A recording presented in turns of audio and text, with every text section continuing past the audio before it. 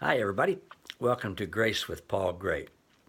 Well, a couple of days ago, we had Andre and Marianne Rabe from South Africa here speaking with our group and hanging out with us. And man, it was just a really wonderful time. And I posted a video of that and encouraged you all yesterday to watch that. I hope, well, I know some of you already have because you've told me. I really encourage you to do that. Andre talked about, among other things, scapegoats, people that we tend to make into scapegoats. The whole concept of them and us, where we think we're the victims and they're the perpetrators. We're the good guys and they're the bad guys. There's always us and them. One side who thinks they're the victim and the other's the perpetrators. And a lot of times they both sides think the same thing. That's true with almost any type of group that's at enmity with one another. The word enmity is a noun that is the state or feeling of being actively opposed or hostile to something or someone. And the dictionary uses an example. There have been decades of enmity between the two countries. Synonyms for enmity are hostility, animosity, antagonism, friction, antipathy, animus, opposition, dissension, rivalry, feud, conflict, discord, contention. And the opposite, the antonyms, are friendship and goodwill. Well, we see enmity today in all kinds of situations, in politics, in religion, with police and minority groups. Sometimes it's real. And sometimes it's misunderstandings. Sometimes it's feelings that have been brought about over a period of time because of different things that actually may not be correct.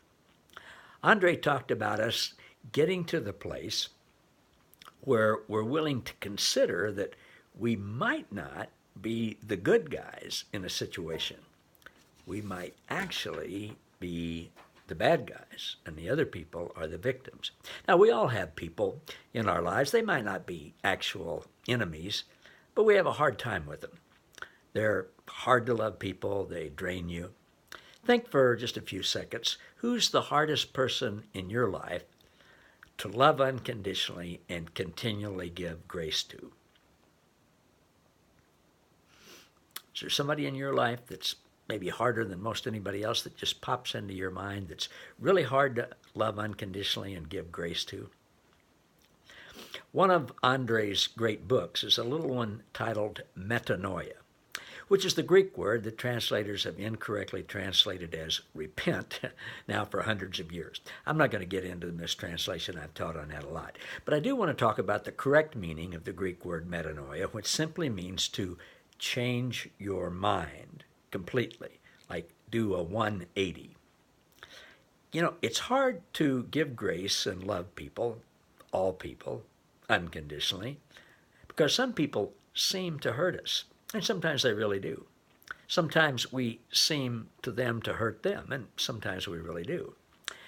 But most of that actually takes place in our mind. Many times we perceive things incorrectly. But those thoughts that take place in our mind, boy, they seem real, and they can really affect us physically in an adverse way. Sometimes we think we're the victim and somebody else is intentionally trying to hurt us, trying to push our buttons. Many times we think we're the victims just because of incorrect thinking. We read things wrong. We hear things incorrectly. We misinterpret. Then we can have bad thoughts about the other people, and I found many times we can have bad thoughts about ourselves. Well, first we need to see if those thoughts are true. And if not, then of course we need to repent to change our mind. I'm going to talk about that the rest of this week. What to do when we have bad thoughts about ourselves and about other people. And I'm talking to myself as much as I am to anyone because, I can think things, I think them in my mind, and I can just almost automatically go to, well, that must be true, that must be right. And then many times I find out wasn't right at all. So we're going to talk about that the rest of this week. Hope you'll join me, and we'll kind of go through it each day, learning what we can do with those thoughts. Hope you'll join me next time. See you later.